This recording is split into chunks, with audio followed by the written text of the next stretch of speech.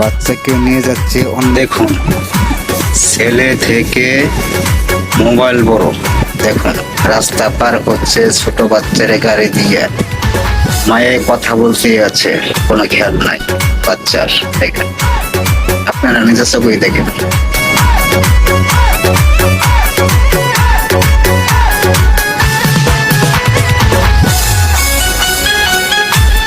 কি হয় শেষে দেখুন।